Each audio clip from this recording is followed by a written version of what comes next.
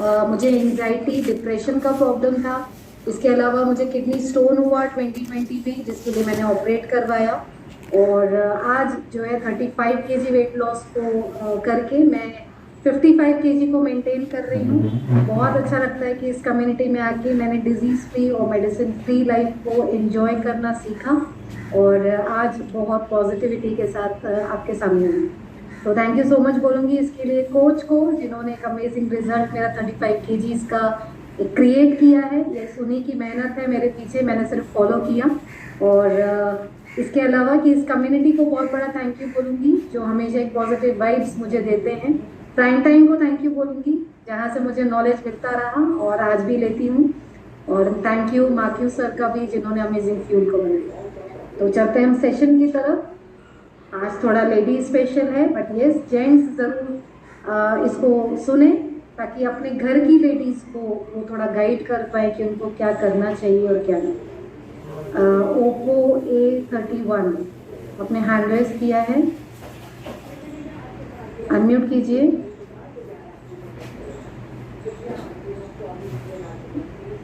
हाँ जी मैम। जी good morning, कहाँ से हैं मैडम आप? Ma'am sunlight one, Delhi. Delhi से हैं, क्या नाम है आपका? ना हिना। ओके, किसके सेंटर से है मैडम आप? सर मैम हाथी नगर आजकल सर का नाम मोहम्मद याद अखलाक सर के सेंटर से हैं। Class sir. ओके, आप ऑलरेडी कम्युनिटी का पार्ट है या फर्स्ट टाइम आपने ज्वाइन किया? मेरे को 1 महीना 10 दिन हो गए। ओके, तो आप ऑलरेडी हमारी कम्युनिटी का पार्ट है, तो हम एंड में ज़रूर आपसे बात करेंगे। ठीक है, अभी मैंने आपको जी प्रॉब्लम है कुछ मैम, मेरे को पूछना था। अभी धोनी के लिए रखा है। पूछिए मैम। मेरे को कोल्ड बहुत ज्यादा हो जाता है, बहुत ज्यादा, मतलब 650 ml की गोली ले रही हूँ मैं, भाप ले रही हूँ और ठीक नहीं हो रहा तक नहीं। तो मेरा मतलब ये है कि मतलब मुझे शेक पीने के बाद मैं दवाई ले सकती हूँ कि मैं खाना ही खाऊं? तो दवाई तो मुझे प्रॉब्लम हो रही है, मैं 3 टाइम ये कैसे? आपको सिर्फ कफ एंड कोल्ड के लिए दवाई है चालू? हाँ जी, कफ एंड कोल्ड, सांस बहुत फूल रही है। तो वेट जैसे जैसे कम होगा सांस आपकी नॉर्मलाइज होगी। अस्थमा वगैरह है क्या? अस्थमा नहीं है, कोल्ड की वजह से जो बलगम चलता कोल्ड है। सबसे पहले तो शेक और प्रॉपर खाना लेके आप इम्यूनिटी को इम्प्रूव करिए। ठीक है, इम्यूनिटी आपका इम्प्रूव होगा, ऑटोमेटिक आपका कफ एंड कोल्ड भी सबसाइड होगा। ठीक है, और खाना लूंगी तो फिर मेरा वजन बढ़ जाएगा जी? एक के साथ अगर खाना लूंगी तो मेरा फिर से वजन बढ़ जाएगा। तो शेक के साथ खाना नहीं लेना है, शेक के साथ आप वेट लॉस में है ना? हाँ जी, तो मैम दवाई कैसे लूँ? शेक के साथ शेक दवाई के बाद लीजिए। कोई प्रॉब्लम तो नहीं कि कोई प्रॉब्लम हो जाए? इतनी पावर की दवाई है और मैं शेक भी ले रही हूँ दवाई। नहीं नहीं, कोई प्रॉब्लम नहीं होगी। सिर्फ आपको थोड़ा सा चेंजेस ये करने हैं कि आपको जो है शेक जो है ठंडा नहीं पीना है, फ्रिज में रख के ज़्यादा बर्फ़ डाल के नहीं बनाना है। ठीक है, आप जैसे बना रहे हैं इमीडिएटली आप उसको कंज्यूम कर लीजिए। और दूसरा कि आप जब सलाद लेते हैं तो सलाद की तासीर भी थोड़ी ठंडी होती है। ककड़ी खा रहे हैं तो हो सकता है सर्दी खांसी उससे ज़्यादा हो रही हो, तो इसको थोड़ा सा स्टीम करके लीजिए। ठीक है, इसको उबाल लीजिए, हल्का स्टीम करिए और फिर आप सलाद को लीजिए। तो ये चेंजेस करिए और फिर आपसे बात करेंगे हम 1 हफ्ते बाद में आपको क्या फ़र्क पड़ता है। दवाई आप कंटिन्यू रखिए जैसे आपको डॉक्टर ने कहा है। ठीक है, मतलब ये है जैसे हम रोटी और सब्जी ले लेते हैं तो हम दवाई लेते हैं, तो मतलब प्रॉब्लम ना हो, दवाई का कोई सर्टिफिकेट ना हो, मतलब कोई नुकसान ना हो। तो ये जो आपका शेक है ना, ये भी प्रॉपर खाना है, पूरा खाना खा रहे हैं आप। आपने मील को रिप्लेस किया है दूसरे टाइप के मील से। आप ये नहीं बोल सकते मैं शेक पी रही हूँ तो मैं खाना नहीं खा रही हूँ, ये खाना ही खा रही हूँ। अच्छा, है ना? और दूसरी ये चीज़ आपको मल्टीविटामिन और एक इम्यून हेल्थ, ये 2 चीज़ें आपको आपके कोच से पूछ के ऐड ऑन करना है। ठीक है, thank you so much. Yes, अभी चलते हैं सेशन की तरफ। और यस, आज का जो सेशन है वो है पीसीओडी और पीसीओएस। आपने बहुत बार नाम सुना होगा, पीसीओडी है, मुझे पीसीओएस है। तो एक्चुअली होता क्या है ये? इसका फुल फॉर्म जो मैं बताऊंगी वो है पॉलीसिस्टिक ओवेरियन सिंड्रोम, अगर पीसीओएस के बारे में बात कर रहे हैं। और पीसीओडी है तो इसका फुल फॉर्म है पॉलीसिस्टिक ओवेरियन डिजीज। तो ये जो डिजीज और सिंड्रोम ये दो अलग अलग चीजें, मैं एंड में आपको बताऊंगी क्या डिफरेंस होता है। तो सबसे पहले ये कंडीशन है लेडीज में जो कि उनके हार्मोन लेवल को इफेक्ट करती है। हमारे बॉडी में हार्मोन्स हैं और वो अलग अलग बॉडी पार्ट्स को कंट्रोल करते हैं। तो अगर आपको ऐसा कुछ प्रॉब्लम हो रहा है, मतलब इंटरनली आपको अभी हार्मोनल डिसबैलेंस हो रहा है और उस वजह से आपका जो पीरियड्स का प्रॉब्लम है ये थोड़ा सा गड़बड़ाया है। वुमेन्स में जब भी पीसीओएस के सिम्टम्स आपको दिखाई देंगे या फिर हायर अमाउंट ऑफ पीसीओएस है, जैसे अभी हम अपेक्षा मैडम ने शेयर किया कि मुझे बहुत साल से था लेकिन कई सालों से तो मुझे पता ही नहीं चला कि मुझे ये प्रॉब्लम है, तो आपने उस बात को निग्लेक्ट किया। अब निग्लेक्शन में ऐसा हुआ कि जो हॉर्मोन्स थे, जो लेडीज के हॉर्मोन्स थे, वो धीरे धीरे कन्वर्ट होते चले गए मेल हॉर्मोन। अभी मेल के हार्मोन या मेल के साइंस में बताऊं, एक आदमी को आप या जेंट्स को किस तरह से रिकॉग्नाइज करते हैं। सबसे पहले आप उसके चेहरे को देखेंगे तो चेहरे पे आपको दाढ़ी दिखाई देगी तो वो जेंट्स है, और आपको अगर समझ में आता है उनके सीने पे बाल है तो वो जेंट्स है। यही चीजें जब आप लेडीज में ऑब्जर्व करने लगते हैं, इनकी मूछें आ रही हैं, इनकी दाढ़ी आ रही है, फेशियल हेयर्स इनके ज्यादा डेवलप हो गए, तो इसमें समझ में आता है कि अब जो लेडीज के हार्मोन है ये चेंज हो रहा है मेल हार्मोन में। तो ये सबसे बड़ा साइन होता है एक पीसीओएस या पीसीओडी के एक्सट्रीम लेवल पर जाने का। अभी स्किप हो रहा है अगर आपका मेंस्ट्रुअल साइकिल, जो आपका 28 डेज 30 डेज में मेंस्ट्रुअल साइकिल आना चाहिए, ये आपका स्किप हो रहा है। 1 महीना आया और अब नहीं आया, उसके बाद फिर आया और 2 महीने नहीं आया, आपने इसको लाइटली लिया। अगर इस तरह से आपका साइकिल चल रहा है तो आपको ध्यान देना है कि आपको किसी गायनेकोलॉजिस्ट को इमीडिएट दिखाना है और वो आपको सजेस्ट करेंगे किस तरह से आप इसको नॉर्मलाइज करेंगे। आपको जो टैबलेट्स दी जाती है, अगर आपको पीसीओडी या पीसीओएस का प्रॉब्लम है तो आपको गायनेकोलॉजिस्ट कुछ टैबलेट्स देते हैं कि आप ये लीजिए और इसके बाद आपको पीरियड्स आएंगे।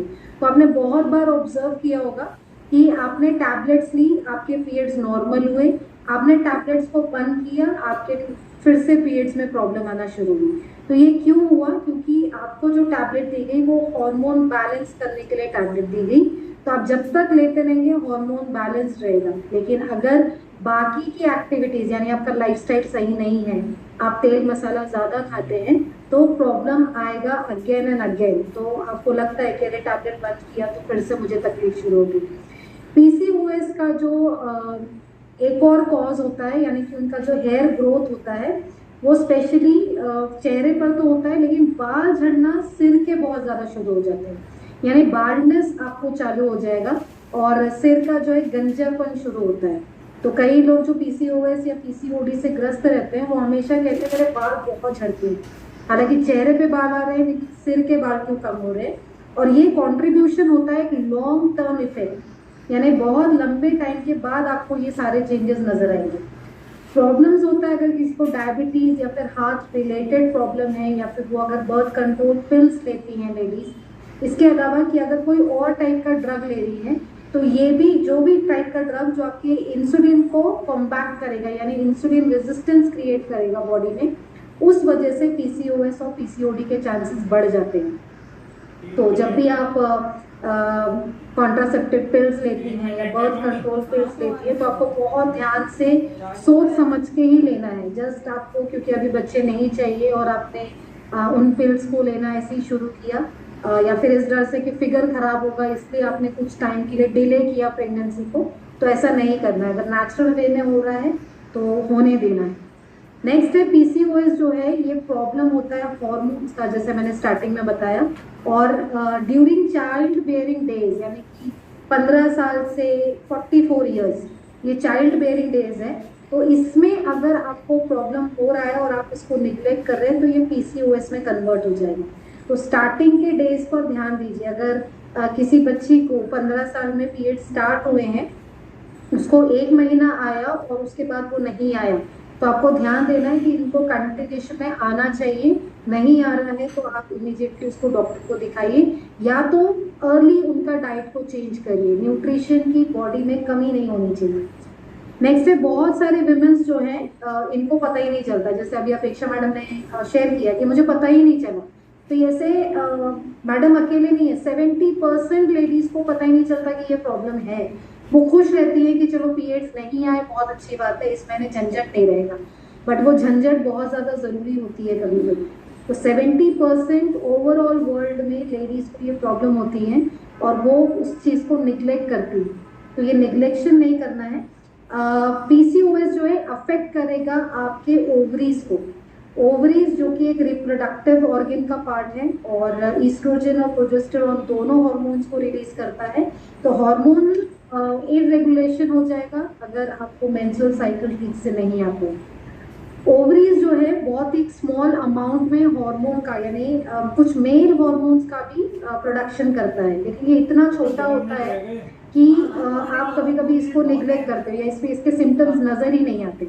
एंड्रोजन हार्मोन जो होता है ये मेल हार्मोन है और ये एंड्रोजन हार्मोन एक्चुअली रिस्पॉन्सिबल होता है मेल कैरेक्टर्स के लिए, यानी कि फेशियल हेयर आना या फिर वॉइस का चेंज हो जाना एक प्यूबर्टी एज के बाद में, ये सारे एंड्रोजन हार्मोन डिसाइड करता है। और ये एक डोमिनेंट फॉर्म में रहता है अगर बच्चा मेल है तो, और अगर वो फीमेल है तो ये छोटा सा होगा, इतना कम होगा कि आप उसको नहीं देख पाएंगे, लेकिन रिलीज जरूर होता है। अब जब भी आपको पीसीओएस का प्रॉब्लम होगा या फिर मेंस्ट्रुअल साइकिल का प्रॉब्लम होगा, ये एंड्रोजन हार्मोन ज्यादा रिलीज होने लगता है और ज्यादा रिलीज होने की वजह से ये अपनी छाप छोड़ता है, यानी ये कैरेक्टर्स दिखाना शुरू करता है। और ये कैरेक्टर्स इसी फॉर्म में आते हैं कि आपके फेशियल हेयर अभी बढ़ जाएंगे, आपको मुस्टैच आएगी, आपको बियर्ड आएगी, आपके छाती पर भी बाल आना शुरू होंगे। ये सारे वो मेल सिम्टम्स हैं जो एंड्रोजन हार्मोन की वजह से होते हैं और अल्टीमेटली ये फर्टिलाइजेशन में अफेक्ट करेगा, यानी इनफर्टिलिटी के चांसेस बहुत हद तक बढ़ जाते हैं अगर किसी भी लेडी को पीसीओएस या पीसीओडी का प्रॉब्लम है। तो ओव्यूलेशन में अंडे रिलीज नहीं हो पाएंगे ओवरीज से, और जब वो रिलीज नहीं होंगे तो ऑटोमेटिकली वो स्पर्म के साथ में जाइगोट नहीं बनाएंगे और फिर वो फीटस में कन्वर्ट नहीं होंगे।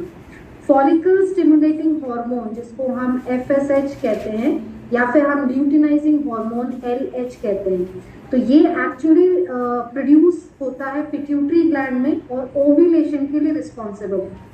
तो अगर आपका एफएसएच यानी फॉलिकल स्टिमुलेटिंग हार्मोन कम है या फिर ल्यूटिनाइजिंग हार्मोन की कमी है बॉडी में, तो ओव्यूलेशन यानी अंडा बनेगा और बन के लेकिन वो वहीं पर रप्चर होगा या ठीक से नहीं उसका ग्रोथ हो पाएगा, या वो फॉलिकल ट्यूब के थ्रू आपके या फेलोपियन ट्यूब के थ्रू वो आपके यूटेरस